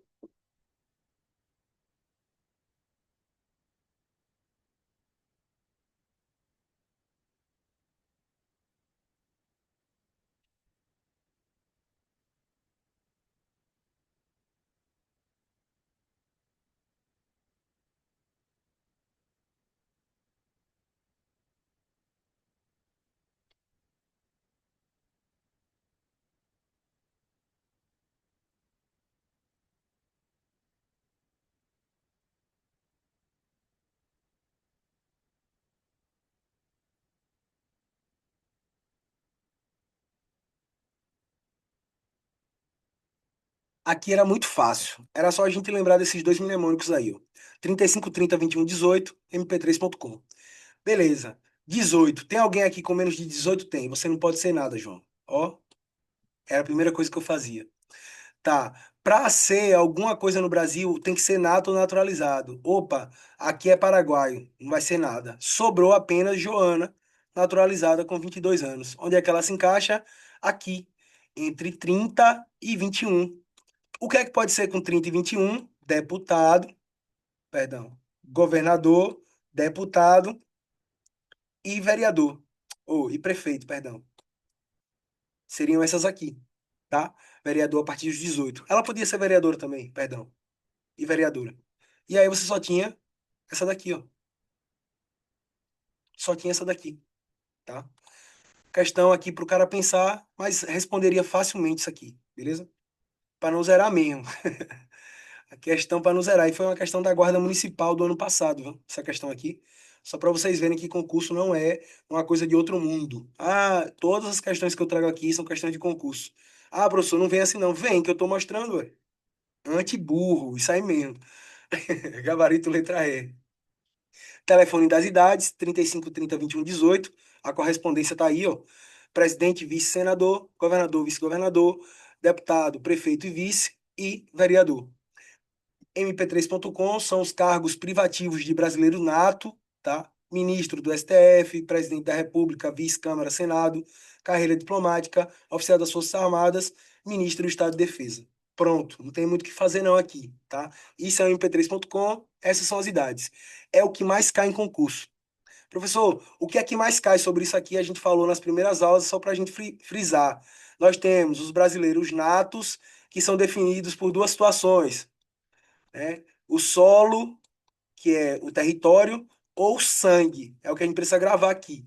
Professor, só tem essas duas coisas que a gente grava? É, tá? O cara nasceu no solo, obrigatoriamente ele é nato. Nasceu no solo, nato. Quais são as exceções? Se os pais estiverem trabalhando a serviço do seu país, tá?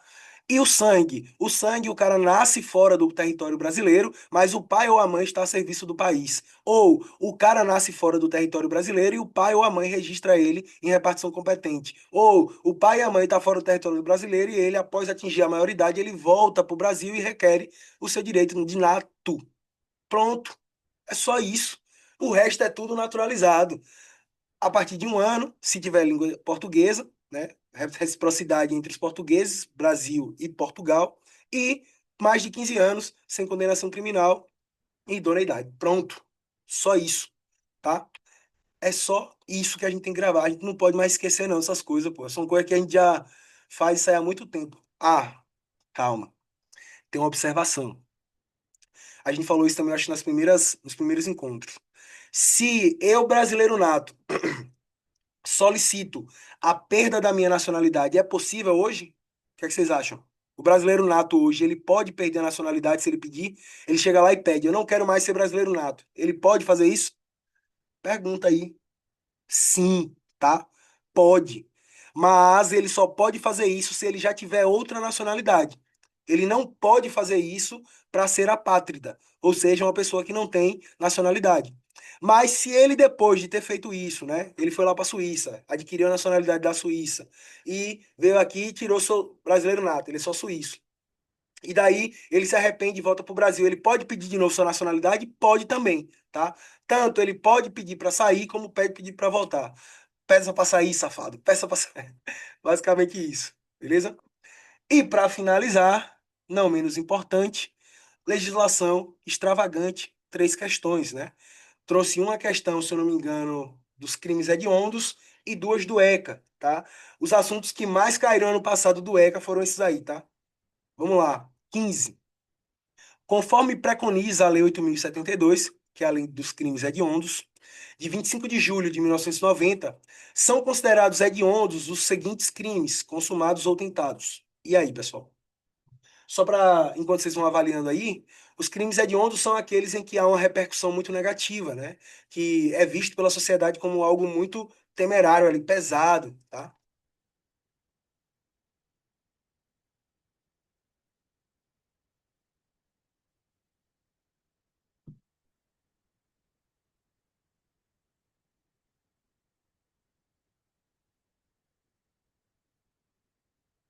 Mais alguém se habilita? Vou dar prosseguimento. Bora lá. Vai, Kézia. Kézia, eu tô ligado que você tá aí, em algum lugar aí, comendo água e assistindo essa aula. Que eu vi seus stories, você não tava em casa. E tá ficando gravado isso aqui, viu?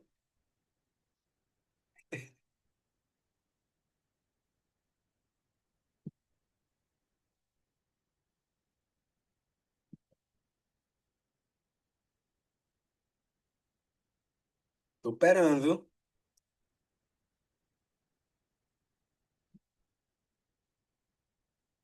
Você tá bem cantando David Novaes e Natanzinho Lima. Bora lá, vou lendo. Conforme preconiza a Lei 8.072, de 25 de julho de 1990, são considerados hediondos os seguintes crimes, consumados ou tentados. O artigo 1º vai falar isso. São crimes hediondos, consumados ou tentados, os seguintes. E ele traz um rol, tá? Aquele rol, pessoal, aquele rol é um rol taxativo. Todos os crimes que estão na lei dos crimes hediondos são os únicos. Não existe outra lei para dizer que o crime é hediondo, tá? A própria lei dos crimes hediondos vai falar que se equipara aos crimes hediondos. Entendeu? Bora lá.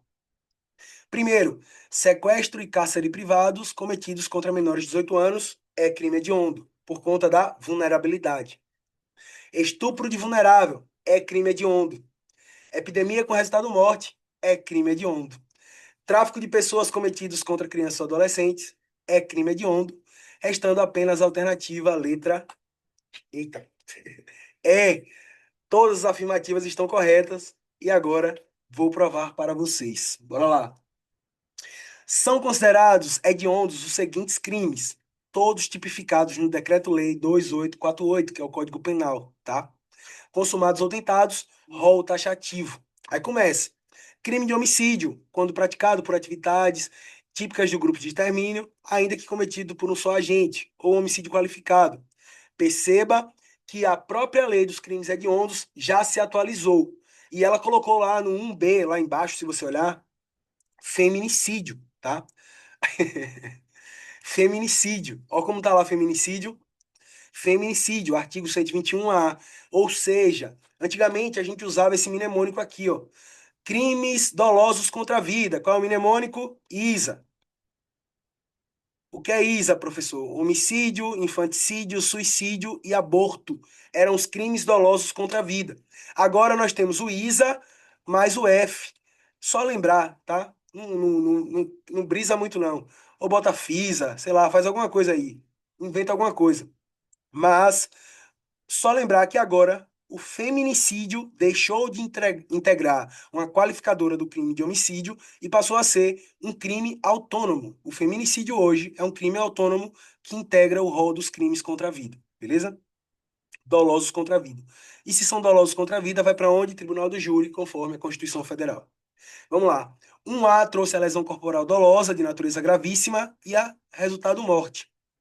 Quando praticado contra os agentes de segurança pública do 142, 144, o penitenciário e etc.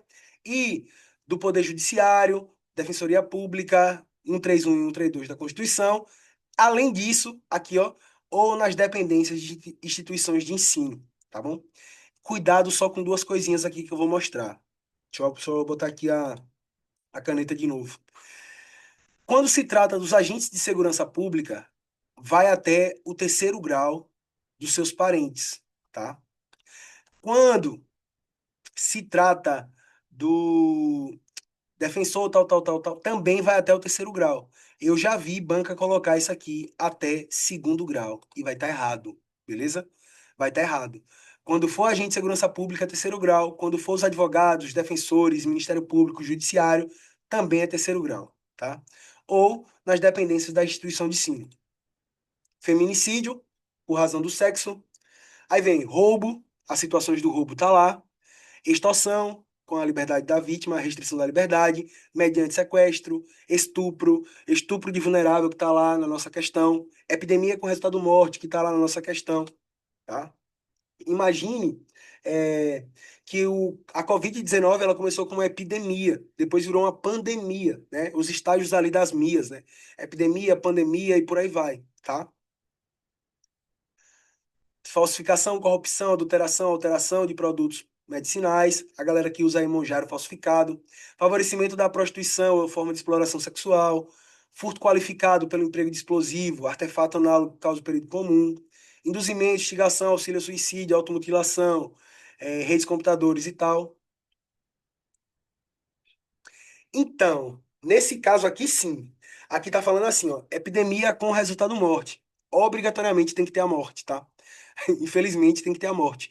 É igual você pensar no crime do suicídio sem a morte. Porque se a pessoa se suicida, né, não tem como você punir ela, porque ela morreu. Você vai punir o auxílio ao suicídio. Auxiliou, a pessoa morreu, vai responder. Conseguiu entender? Na lógica? Beleza. Vamos lá. Sequestro e cárcere privado cometido contra menor de 18 anos, tráfico de pessoas cometidos contra criança e adolescente. São os que estão lá. Só que aí que eu trouxe algumas observações sobre o crime hediondo, tá? Na própria lei lá, no parágrafo 2º, vai dizer o seguinte, que a posse e porte de arma de fogo de uso proibido é hediondo. De uso restrito não é hediondo. Então, cuidado que eles fazem muita bagunça nisso aí. Uso proibido é hediondo. O que é uso proibido? Porque é proibido. Ninguém pode usar. Uso restrito é restrito a algumas forças de segurança, tá? E não é hediondo. E os crimes hediondos são insuscetíveis da figa, fiança, indulto, graça e anistia. Nas questões vai dizer que ele é inafiançável, que é a mesma coisa, tá? Inafiançável e insuscetível do indulto, graça e anistia. Observação, quando a gente fala lá do crime, do tortura, né? Tortura, Lei 9.455, o crime de tortura, ele também é equiparado a hediondo. E aí, quando se fala da tortura nos crimes hediondos, ele também é insuscetível da figa. Ele é inafiançável e insuscetível de indulto, graça e anistia. Se fosse só pela lei de tortura, é graça e anistia. Aqui tem o indulto, beleza? E mudando aqui agora o foco, indo para o processo, tá? Quando se trata da prisão temporária no processo penal, nós temos lá que a prisão temporária, a regra é 5 dias, prorrogável por mais 5. A prisão temporária aqui nos crimes hediondos deixa de ser 5 mais 5 e passa a ser de 30 mais 30. Ou seja, existe uma modificação na prisão temporária do CPP aqui pelos crimes hediondos. Então, se cair uma questão falando a prisão temporária dos crimes hediondos se for 5 mais 5, tá errado. 30 mais 30. A regra é que é 5 mais 5. Crimes hediondos, 30 mais 30. Fechou? São as coisas mais importantes aí do, dos crimes hediondos que a gente tem que ter. Chegamos no ECA, tá? 16. Nenhuma criança ou adolescente menor de 16 anos poderá viajar para fora da comarca onde reside desacompanhado dos pais ou dos responsáveis, sem expressa autorização judicial. De acordo com o Estatuto da Criança e Adolescente, é correto afirmar que a autorização não será exigida quando assinale a alternativa que preenche corretamente a lacuna. E aí, senhores, quando é que uma criança pode viajar sem a autorização dos pais?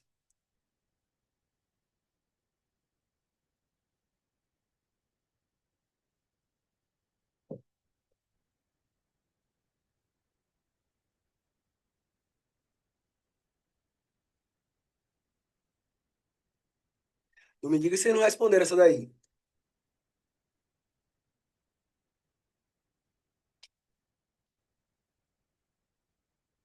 Ah, tá. Já ia dizer, meu Deus do céu. O ECA? Boa, boa, boa. Parabéns, parabéns, parabéns.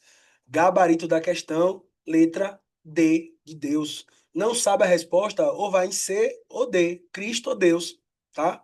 Vamos lá. O que é a letra D? Trata-se de comarca contígua da região da criança, adolescente menor de 16 anos, se na mesma unidade da federação, incluída na mesma região metropolitana. Imagine que eu moro em Juazeiro, tenho 16 anos, quero ir em Petrolina, eu preciso de autorização? Não. Posso fazer isso? Posso, porque é uma região metropolitana. Ah, moro em Salvador, quero ir em Lauro de Freitas. Posso fazer isso? Posso, porque região metropolitana. Então, essas regiões de conglomerado, né, conurbação, para quem está estudando geografia aí, conurbação, que é a aglomeração de cidades que não consegue mais definir ali o limite de cada uma delas, essas conurbações autorizam essa movimentação de pessoas, inclusive os menores de 16 anos, tá? Gabarito aí da questão, para quem marcou, letra D, tá? Vamos lá. Aí eu trouxe aqui o artigo 83 para mostrar a vocês aí sobre essa questão da idade e das viagens. Cai bastante em prova de ECA, tá? Nenhuma criança ou adolescente menor de 16 anos poderá viajar para fora da comarca onde reside desacompanhado dos pais ou dos responsáveis sem expressa autorização judicial. Não é autorização administrativa, é autorização judicial. Observação que a regra é: nenhuma criança pode viajar. Nenhuma criança menor de 16 pode. Ou seja, essa é a regra. As exceções vão vir agora. A autorização não será exigida. Aí começa o gabarito, né? Com marca contígua da residência. B. Criança ou adolescente menor de 16 anos que estiver acompanhado do ascendente, avô, avó, pai, mãe, colateral maior ou até terceiro grau, tio, tia, comprovado através de documento parentesco e de pessoa maior expressamente autorizada pela mãe ou pai ou responsável, através de um documento também, tá? Parágrafo segundo. A autoridade judiciária poderá, a pedido dos pais ou responsável, conceder uma autorização válida por até 2 anos, ou seja, aquela procuração para viajar, a permissão para viajar, pode ter validade de 2 anos. Artigo 84. Quando se tratar de viagem para fora do país, a autorização ela é dispensável. Eita, professor.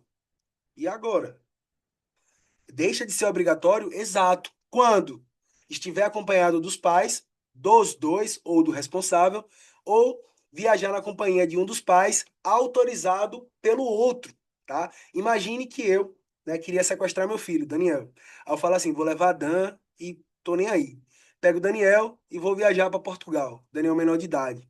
Tenho como fazer isso? Não, porque tem que ter autorização da mãe dele, dizendo que ele também pode ir para Portugal comigo, porque já aconteceu muito aí dessas questões do pai ou da mãe fugir com o filho e deixar aí o outro a ver navios, tá? Então hoje exige-se essa prova de que existe a autorização dos pais. Cuidado, pessoal, que é comum a banca fazer isso aqui, ó. Vou até marcar porque eu sou. A autorização é dispensável. Aí a banca vem aqui, pega tudo isso aqui, ó. Você sabe tudo isso aqui que tá aqui, ó. Você sabe tudo, tudo que tá aqui. Aí ela só muda isso aqui, ó. A autorização é indispensável. Pronto. Se ela mudou isso aí, já está errado. Porque a autorização ela não é indispensável. Ela é o quê? Dispensável. Ela não é necessitada nessas situações aí. Beleza? E o artigo 85, sem prévia a expressão autorização judicial, nenhuma criança ou adolescente nascida em território nacional poderá sair do país em companhia de estrangeiro residente ou domiciliado no exterior. Imagine que vem dois alemães para cá, né? Aí acha uma criança lá no Rio de Janeiro perdida, pega a criança e fala, vamos para a Alemanha. Aí bota no voo para viajar. Pode? Não. Não tem autorização, não tem nada. Isso aí é sequestro, é rapto, é o que for, né? É exploração, o que for que você imaginar aí. Não tem como. O que acontece muito, eu não sei se vocês. Deixa eu ver, deixa eu só achar aqui rapidão. Vocês já assistiram um filme? Deixa eu ver se eu acho aqui. Peraí, peraí. Não sai agora, não. Acho que é Som da Voz. Perdão, o nome do filme é Som da Liberdade. Já ouviram falar nesse filme? Alguém já ouviu falar nesse filme aí? Pronto. Inclusive, já deixo aí para vocês assistirem aí. Sem Som da Liberdade. Podem assistir. Eu acho que tem na Prime ou é na Netflix. O que é o Som da Liberdade?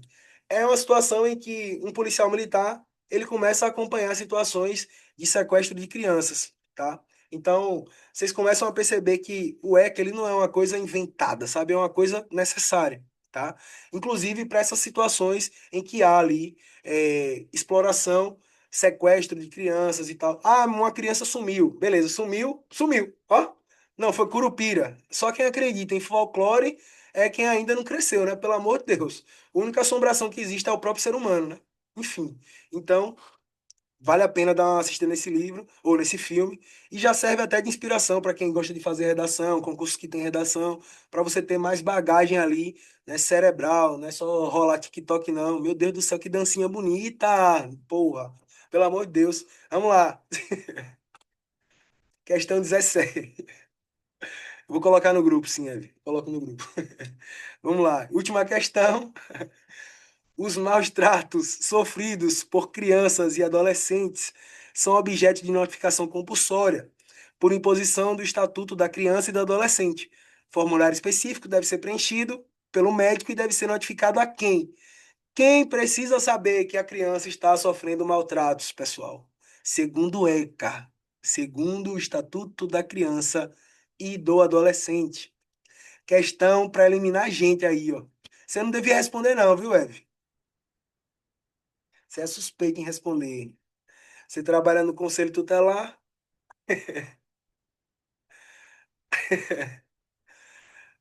Não pode não. Esse povo que trabalha no conselho tutelar não pode responder não. Vamos lá, gabarita aí, letra A, conselho tutelar. Muito bom. O ECA traz. E aí eu vou dar até um bizu, né? Eu gosto de mostrar como é que eu faço, porque aí vocês já vão desenvolvendo os seus próprios métodos. É, algumas palavras, quando vocês estiverem respondendo provas, e aí eu já deixo outra orientação, respondam muitas questões, pessoal. Muitas questões. Respondam, respondam, respondam. Até você dizer assim, velho, eu já respondi isso aqui. Isso é a coisa mais satisfatória que vai existir na sua vida. Você dizer assim, eu já respondi isso aqui, pô. Aí você vai e faz o quê? Erra de novo. Porque a gente erra as mesmas coisas, pô. A gente tem que aprender a olhar questões e ver assim, eu já sei isso aqui, acertei. Pronto. Porque eu sei o que eu tô respondendo. Porque é assim, o padrão é esse. Erra a mesma questão 3 vezes. Aí o cara bota assim nos comentários, ó. É a terceira vez que eu respondo, é a terceira vez que eu erro. Mas pelo amor de Deus, por que eu tô falando de você responder muita questão? Porque só a questão vai massificar ali você. Vai chegar uma hora que a banca não tem mais o que cobrar e você já fez tudo que ela pediu. Tudo, tudo, tudo. Vai chegar uma hora que vai ficar até chato responder questões, mas é necessário. Você imagina, eu estudo desde 2012, pô. Eu peguei várias atualizações de código aí. O Maria da Penha não cobrava nem concurso. Não caía nem direito administrativo em concurso. Para você ver como é a banca ela só vai se atualizar para piorar a nossa vida. Então a gente já tem que estar piorado para quando chegar nelas e ver assim, hoje você não ganha de mim, pô. Já foi. O que é que eu fiz? Fui lá no ECA e botei assim, maus tratos. Ctrl F, maus tratos. O que é o maus tratos? Achei tudo de maus tratos do ECA. Tá aqui, ó. Porque na hora que cai o tema maus tratos, eu já sei o que é que está falando dos maus tratos. Por exemplo, se cair algo lá falando sobre viagem, Ctrl F, viagem, vai mostrar tudo sobre viagem. São palavras que são padrões, pô, em concurso. Ah, crimes contra crianças. Opa, coloca lá. Crimes administrativos, coloca lá. Medidas, coloca que vai aparecer. Você cria ali um mapa mental. E aí eu trouxe aqui para vocês. Começa pelo artigo 13. Os casos de suspeita confirmada em castigo, tratamento cruel, degradante, maus tratos, ó, contra criança ou adolescente serão obrigatoriamente comunicados ao Conselho Tutelar. Obrigatoriamente. Não é facultativamente, preferencialmente, é obrigatório comunicar. Por que obrigatório? Se não comunicar, tá aqui, ó. Ó, não comunicou, o que é que acontece? Tá aqui, ó. Ó, aqui embaixo, ó. Deixar o médico, o professor responsável por estabelecimento de saúde, ensino fundamental, pré-escola, creche, de comunicar à autoridade competente que tenha conhecimento envolvendo suspeitos, confirmação de maus tratos de criança, pena, multa de 3 a 20 salários referentes aplicados em dobro no caso de reincidência. Então, existe uma medida administrativa para quem não comunica os atos de maltrato, maus tratos. É obrigatório. E segue. Vamos lá, o que é que tem dizendo? Ó, os dirigentes de estabelecimentos de ensino fundamental, que é fundamental, primeiro a nono ano, comunicarão ao Conselho Tutelar. Comunicarão ao Conselho Tutelar os casos de maus tratos. Tem mais? Tem. Reiteradas faltas, elevados níveis de repetência, negligência, abuso, abandono nas formas previstas no artigo 4º e 5º desta lei. Aí vem o 94A, as entidades públicas ou privadas, veja que não é só de administração pública, não, privada também tem que falar, escola particular, que abriguem ou recepcionem crianças e adolescentes, ainda que de caráter temporário, devem ter em seus quadros, ó, profissionais capacitados de reconhecer e reportar ao Conselho Tutelar as incidências de maus tratos, mais uma vez, ó, maus tratos, está aqui o termo. E medidas pertinentes aos pais ou responsáveis, está aqui. Verificada a hipótese de maus tratos ou abuso sexual, negligência ou opressão, a autoridade judiciária poderá determinar como medida cautelar afastamento do agressor à moradia comum. Ó, tá aqui. Então, eu só coloquei lá, Ctrl F, maus tratos. Apareceu tudo isso aqui de maus tratos. Ctrl F, maus tratos, apareceu tudo isso aqui. Então, vai criando métodos para não errar, pô. Porque vai chegar uma hora que fica chato de estudar. Porque eu tô falando isso por experiência própria. Eu estudo praticamente todos os dias quando eu tô de folga. Todos os dias quando eu tô de folga. Eu trabalho 4 dias e folgo 12 hoje, atualmente. Então, eu passo 12 dias ali, elaborando material, estudando, elaborando material, estudando, elaborando material. 12 dias nessa maluquice. Eu já me sinto numa caverna. Eu só saio para dar aula, treinar, comer, ver meu filho e quando eu tô doente, farmácia. Fora isso, eu tô em casa. Não bebo, não fumo, não gosto de festa. Vou no sambinha às vezes, né, que eu vou fazer zoada. Fora isso, não. Mas, professor, eu já tô cansado de estudar. Eu tenho 35 anos e não tô cansado. Comecei a estudar aos 22. Aí eu acaba com 18, 19, 20, 21, 25, 20. Pelo amor de Deus, pô. Você ainda não sentiram nem o que é dor. A mão ainda nem criou ferida. Beleza? E dá certo, pô. Dá certo. Isso aqui é o básico que funciona. Enfim, peraí, sai agora não. Antes da gente finalizar aqui, eu já achei aqui, peraí. O filme é esse aqui, ó. O filme que eu tô falando é esse aqui, ó. Tá aparecendo aí pra vocês? Esse daí, ó. Som da Liberdade. É na Prime.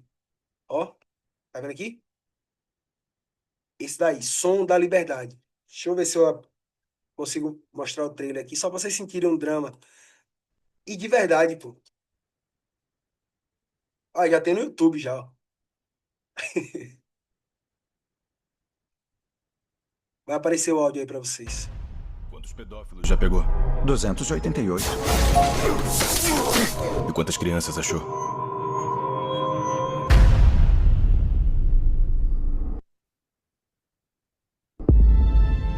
É a rede de crime internacional de crescimento mais rápido que o mundo já viu. Já ultrapassou o comércio de armas ilegais e logo vai superar o tráfico de drogas. E quer saber por quê? Um pacote de pó só dá para vender uma vez. Mas uma criança é vendida 10 vezes por dia. Os filhos de Deus não estão à venda. Há quanto tempo faz isso? Já faz 12 anos. Quantos pedófilos já pegou? 288. E quantas crianças achou? Timoteo, tú rescatas niños, ¿verdad? ¿Puedes ayudarme a encontrarla? Te lo prometo. Somos da Segurança Nacional. Sabe que não podemos sair resgatando crianças hondurenhas na Colômbia. Quer dizer que ela vai desaparecer para sempre. Imagina a gente entrar no quarto dela agora e ver a cama vazia. O que a gente faria? Pede demissão e vai resgatar essas crianças. Nesse momento, ela pode estar a um quarteirão ou pode estar em Moscou, Bangkok, Los Angeles. É uma operadora. É tudo território rebelde. Ninguém entra. Nem o exército, nem a polícia. Tá bom, tá bom, tá bom, tá bom. Oxi. Enfim. É isso aí. E o filme, inclusive, para quem não tem estômago para assistir coisas bem sensíveis, né? Vai sentir muito repúdio ali, tá? Valeu, Ana. Tá usando, né, o notebook? Aqui, ó, tá aqui, ó. Pra quem ainda não sabe o que é notebook LM, tá aqui, ó. Ó, tô aqui papirando, ó. Então usem. No mais, é isso. Obrigado aí pela presença de vocês e até o próximo domingo. né? Eu vou tentar mandar as questões antes, porque eu vou ter que fazer uma viagem para Salvador na sexta-feira. E aí eu vou mandar, acho que na quinta-feira eu envio para vocês, para a gente responder no domingo quando eu chegar. Fechou? Mas é isso. Abraço. Vão para a igreja, vão orar, negócio de comer água, nada. Ou então vão estudar. Valeu, até a próxima.